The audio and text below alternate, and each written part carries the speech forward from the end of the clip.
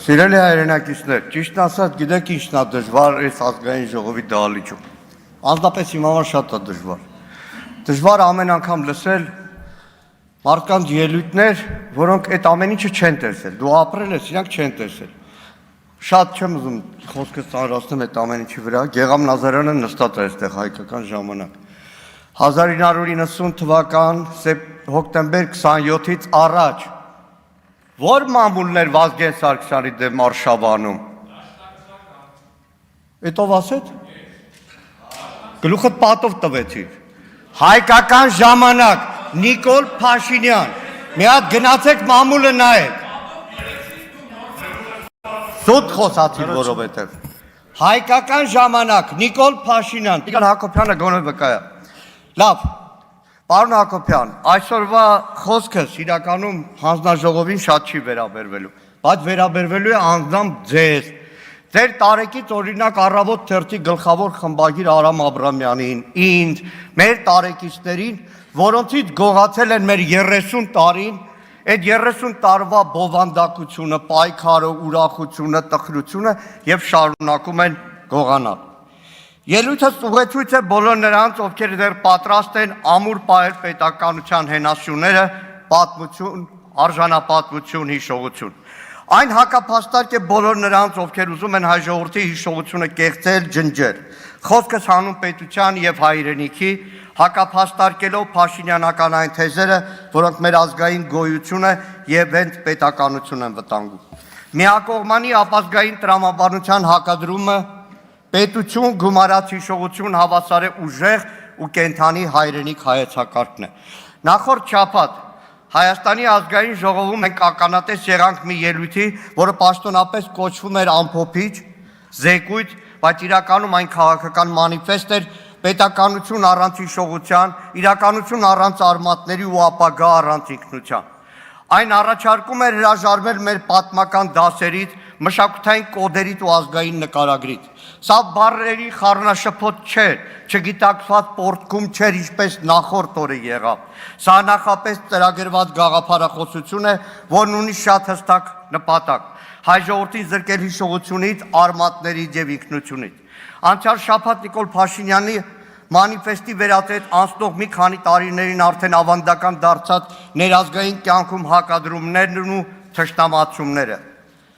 Հիշում եք, բաժանումները տարբեր էին՝ սև ու սպիտակ, նախկին ու ներկա, հարկատու, թալանչի, հայաստանցի ու սփյուռքահայ, հետո արդեն 2020 թվականի պատերազմի ժամանակ հայրենանվեր կամավոր ու դիզերտիր, արցախցի խուճապ տարածող, դավաճան ու վարչապետի առաջին իսկ կոչով ճակատ շտապող որդի։ Նմանատիպ բաժանումները ետպատերազմյան շրջանում այլևս որքան մեծանում էին, թուրք-ադրբեջանական ճնշումները, այդ հակադրում հարցադրումները ուղղված հասարակությանն ավելի ցայտուն, ավելի ցինիկ ու բանականություն չճանաչող էին դառնում։ Օվերտոնի պատուանի սկզբունքով հրապարակ էին նետվում ամենատարբեր մտքեր, որոնք արժանանում էին նախ համատարած պարսավանքի, դատապարտման,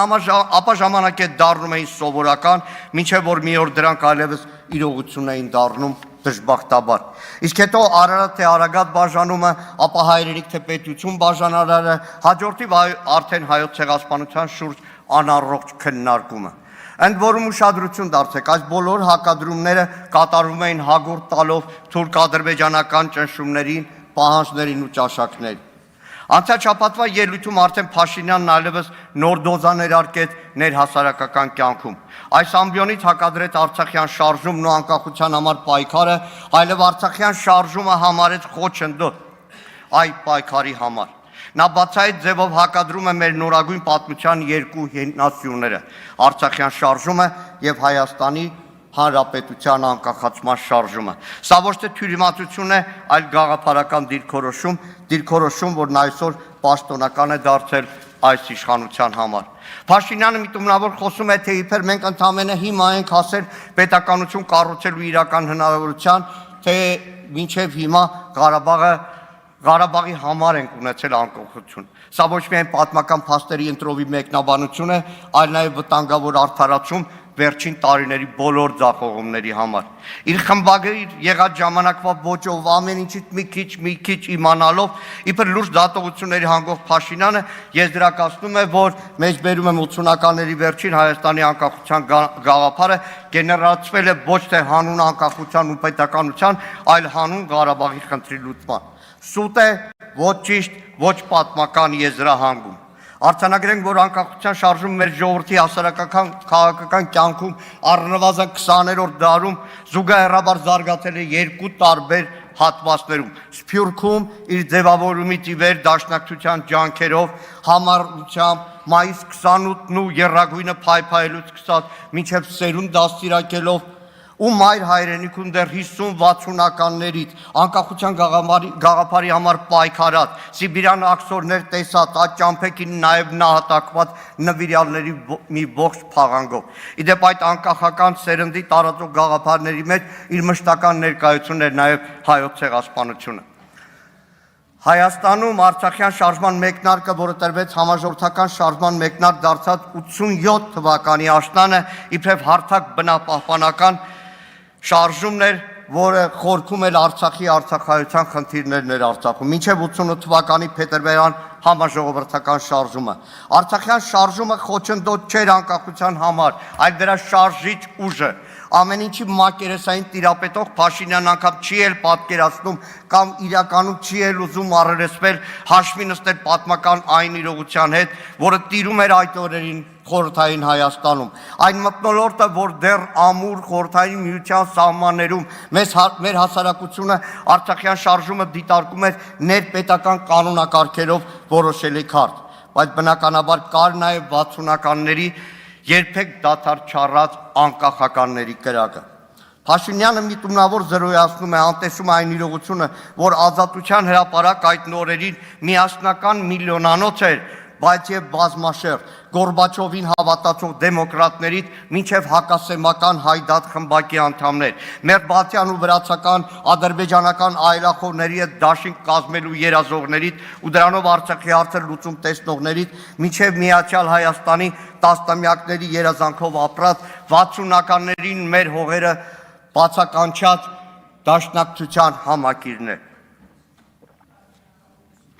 1988 թվականի ժողովուրդը դուրս եկավ ոչ միայն Արցախի, այլ Հայաստանի համար։ Մարդիկ դուրս եկան արժանապատվության, արժանամակարգի, հայրենիքի համար։ Եվ այդ շարժումն էր, որ կոտրեց խորհրդային կայսրության խարխրված պատերը Հայաստանում։ Հայաստանի անկախացման անհրաժեշտությունը դարձավ համոզմունք ոչ թե Արցախյան հարցում ելք չլինելու պատճառով, այլ ոչ խորհրդային տարածքում մթնոլորտ էր այդպիսին։ Մերձ Բալտիկայից մինչև Վրաստան։ Եթե անգամ այս հարցում օրվա Հայաստանի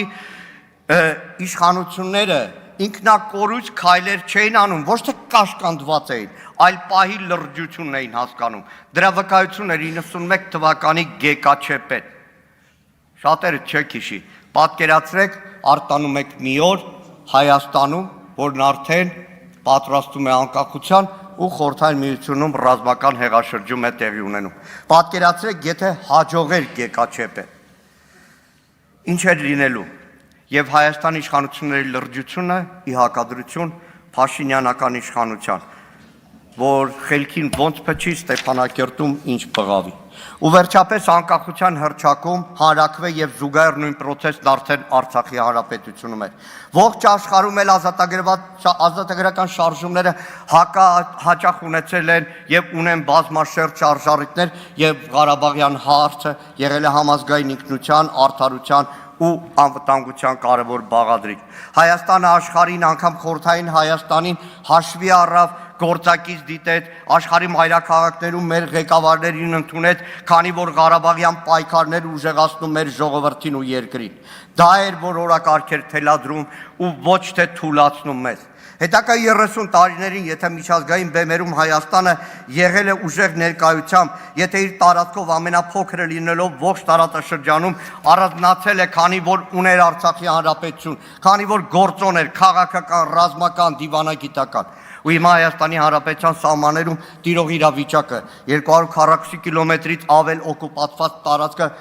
տարածքի փաստը վկայում է, որ Արցախի Հանրապետությունն ինչ կարևորագույն ու գնահատելի անվտանգային բարձիկ էր ու գործոն Հայաստանի Հանրապետության համար։ Արցախյան շարժումը պայքար էր հանուն արժանապատվության, ինքնիշխանության եւ պետականության ամրապնդման, անկախության պայքար էր, ոչ թե պետականության խաթարման։ Իդեպ, չբացելով փակագծերը, մի անգամ 1991 թվականի մարտ ամսին Հայաստանի Գերագույն խորհրդի փակ քննարկման ժամանակ, որտեղ ուսանողության անունից ներկա եմ եղել ու ելույթ ունեցել, այդ նիստում եւս մեկ անգամ խոսվել է Արցախյան հարցի մասին։ Արցախյան շարժման կարևորագույն արդյունքը Հայաստանի Հանրապետության նրա ինքնիշխանության համար եղել է այն փաստը, որ եթե այսօր Հայաստանի իշխանավորները հանգիստ մեկնում են Վարդենից, Վայք, Մասիս, պարտական են Արցախյան շարժմանը, չեն բացում փակագծերը, բայց այսօր այդ շարժումը հռչակվում է որպես խանգարող հանգամանք։ Դուք ուզում եք մի հասարակություն, որը չի հիշում ինչու սկսվեց Արցախյան շարժումը, որ չի հիշում ինչի համար տվեց զոհեր, մոռանա Շուշիի ազատագրումից մինչև Արցախի Հանրապետության զարգացումն ու կայացումը։ Փաշինյանական ելույթում շեշտում էր, որ Ղարաբաղյան շարժման շարունակությունն այսօր կործանարար է, այնինչ ոչ միայն անցյալում էր դա սխալ, այլ հիմա էլ պիտի մոռանանք, պիտի վերջ դնենք այդ մտածողությանը։ Սա նոր հարձակման փորձ է մեր հավաքական հիշողության ու քաղաքական իմունիտետի դեմ։ Բայց եկեք շատ պարզ հարց տանք. ում համար է կործանարար Ղարաբաղյան շարժման շարունակությունը։ Կործանարները նրանց համար, որոնք ուզում են հաշտեցնել հայ մարդուն իրենց պարտավորության ու հայրենիքը թշնամուն շարունակաբար զիջելու հետ։ Նախ մի հստակեցում. Փաշինյանը հայտարարում է, թե այլևս չի լինելու Ղարաբաղյան շարժում։ Իրականում Արցախյան շարժումը ավարտվել է 1994 թվականին Ադրբեջանի եւ Արցախի պաշտոնական ներկայացուցիչների միջև կնքված զինադադարի փաստաթղթով։ Դրանից հետո այլևս Արցախյան հարցը դարձել է միջազգային քննարկման ինստիտուցիոնալ հարց։ Այդ պայքարով անկախացած Հայաստանում ինքնիշխանությունից ամենաշատ գոռացող այս քաղաքական ուժ անցնող տարիներին մեր երկրի ինքնիշխանությունն ինչպես է ապահովում։ Օտար երկրների դրոշները սահմաններին պարբերաբար տնկելով, մեկ ռուսական դրոշներն են, հետո փոխին Եվրամիության դրոշներ, հասավ այնտեղ, որ մեր սուվերեն տարածքում գործարան կառուցելը պաշտպանելու համար տնկեցին Ամերիկայի Միացյալ Նահանգների դրոշը, դա էլ չօգնեց։ Հիմա ով է ցանկանում ու կործանում մեր անկախությունը, որ մեր երկրի ծննդյան վկայական անկախության հռչակագիրը ցանկանում է ջնջել արտաքին պարտադրանքով ու թելադրանքով։ Իդեպ ասեմ պարզ, երբ առաջին անգամ Փաշինյանի շուրթերից հնչեց Ղարաբաղյան շարժումը թույլ չտալու մասին հայտարարություն, միանգամից հիշեցի մեր գործընկերների հետ արտգործնախարարությունում, երբ որ ծանոթանում էինք Ադրբեջանի հետ քննարկող փաստաթղթին, մի դրույթ կար, որ արգելվելու է եւ այլն, ագերը պաշտոնյացի Փաստորեն սրանով դաշնակցությունը փակելու եք, կատակի տվեց, բայց չասեց չէ։ Սա է մեխը։ Փաշինյանը ոչ թե համոզված է ասում շարժում թույլ չտալու մասին, այլ կատար է ասում առայժմ չվավերացված համաձայնագիրն ու ադրբեջանական հերթական պահանջը։ Արցախյան շարժման արժեքները չեն կարող խոչընդոտել Հայաստանի անկախությանը ամուր եւ անվտանգ պետության ունենալու իրավունքը։ Ղարաբաղյան շարժման խեղաթյուրված գնահատականներն են խոչընդոտ Հայաստանի պետականության գոյությանը։ Հաջորդ արդեն տևական ժամանակ շրջանառվող թեզը, որ Փաշինյանի մանիֆեստի մեխերից է, թե տեղի ունենում իրական Հայաստանի սոցիալ հոգեբանական հեղափոխություն։ Եվ դրա արձանագրումներից մեկն է պետություն եւ հայրենիք նույնականացումը։ Ասել է, թե իբրև հայ ժողովուրդը վերջապես ընկալում է, թե իր հայրենիքը միայն Հայաստանի միջազգային ճանաչված սահմաններում է, իր ձեռքի փայլուն կտրված քարտեզում։ Այս թեզը ձևով փաթեթավորված, բովանդակությամբ խեղաթյուրված եւ նպատակով խիստ վտանգավոր է ու կործանարար։ Եվ դրա տակ կա մի պարզ ուղերձ. մոռացեք այն ամենը, ինչ դուրս է այդ քարտեզից։ Սա դեկլարատիվ կապիտուլյացիա է մեր պատմության, ինքնության ու հիշողության հանդեպ։ Հոգեբանական հեղափոխության քողի տակ դուք իրականում կերտում եք ազգային մոռացում։ Հայրենիքը քարտեզով չեն սահմանում։ Հայրենիքը ստեղծվում է հիշողությամբ, մշակույթով, հաղթանակներով, հանուն հայրենիքի նահատակվածներով։ Պետությունը սահման ունի, հայրենիքը հիշողություն։ Ու երբ հայրենիքը դառնում է բեռ, պետությունը կորցնում է իր հոգին։ Պետությունը առանց հայրենիք ընդամենը վարչական մեխանիզմ էր, երբ պետությունը զրկվում է հայրենիքի գաղափարական հենքից, այն դադարում է լինել արժեք, դառնում է կառավարելի, վաճառվող ու նույնիսկ հանձնվող։ Կիրանցի օրինակը դրա լավագույն վկայությունն է։ Առանց խղճի խայթի, առանց կսկիծի, պատով հպարտացող այս իշխանությունը։ Երբ հայրենիքը չկա պետականության հիմքում, ապա պետությունն այդ պահից սկսում է ծառայել ոչ թե ժողովրդին, այլ միայն վարչակարգին։ Փաշինյանը հայրենիք ու պետություն հակադրության մեջ հայտարարում է, թե բյուջեն, հարկը, օրենսդրությունը մեր հասարակության համար ատելի են, որովհետև դա պետական համակարգի ատրիբուտներն են, բայց դա չի, որ իրականում մեր հայրենակցի համար ատելի է։ Քաղաքացին ատում է ոչ թե հարկը, այլ անարդար գույք հարկը։ Հայտարարագրում է, որքան էլ իշխանությունը դրան գունավոր փաթեթավորի, քանի որ դրանում անարդարությունն է տեսնում իշխանավորի կողմից։ Այս իշխանությունը փորձում է ստեղծել մի նարատիվ, որտեղ գոյություն ունի միայն խաղաղության օրակարգ, բայց առանց պատմության, առանց հիշողության, առանց ինքնության։ Մեզ հաճախ համոզում են, թե հայրենիքի մասին խոսելն այն ցյալամոլություն է, թե արժանապատվության պայքարը խանգարում է խաղաղությանը եւ թե ազգային ինքնության պաշտպանության պահանջը ռևանշ է, ռևանշիզմ է։ Այդ ֆաշիստների հետ կապ չունի։ Երբ պետությունը ձգտում է ազատվել իր անցյալից, նա իրականում փորձում է ազատվել պատասխանատվությունից։ Այս քաղաքականության շրջանակներում միջազգային օրակարգից հանվել է հայոց ցեղասպանության ճանաչման պահանջը, այն նույն ցեղասպանությունը, որի մասին բարձրաձայնել է մի ժամանակ համազգային պայքար էր, բայց հիմա կարծես այդ ամենը պետք է մոռացվի հանուն հերթական զիջման, հերթական խաղաղության հնարավորության։ Սիրելի հայրենակիցներ, մեր ազգը արժանի է հիշողության վրա հիմնված խաղաղության, ոչ թե մոռացության վրա կառուցված խաբկանքի։ Մեզ պետք է պետություն, որը չի վախենում բարձրաձայնել այդ ճշմարտությունը, որովհետև առանց ճշմարտության չի կարող լինել ոչ արդարություն, ոչ խաղաղություն, ոչ ապագա։ Հայոց ցեղասպանության միջազգային ճանաչման օրակարգը գրեթե ամբողջությամբ դուրս է բերվել Հայաստանի արտաքին քաղաքականությունից կամ ամբողջությամբ։ Մի քանի օրից ապրիլ 24-ն է, ինչ են արել։ Այդ տրամաբանության ներկայացում է Արցախը որպես միջազգայինորեն Ադրբեջանի ճանաչված տարածք, իբր թե դա ինչ-որ ճշմարտություն է, որի հետ պետք է համակերպել, բայց այդպես է խոսում միայն նա, ով պարտվել է, պատրաստ է զիջումների հանուն ոչ թե հայրենիքի ու պետության, այլ սեփական իշխանությունը պահելու։ Ու վերջապես, արդյոք կարող է որևէ մեկը ստիպել այդ ժամանակավոր կորսված հայրենիքը հայրենիք չհամարել։ Կարող է որևէ մեկը ստիպել նույն Փաշինյանի ելույթի օրը եռաբլուրում այն հայրենակիցներին, որոնք եկել էին խնկարկելու Շահումյանի լեգենդար հրամանատար Շահեն Մեղրյանի նահատակության 32-րդ տարելիցը, որևէ մեկը կարող է նրանց ստիպել, որ իրենց հայրենիքը այլևս չհամարեն Շահումյանը։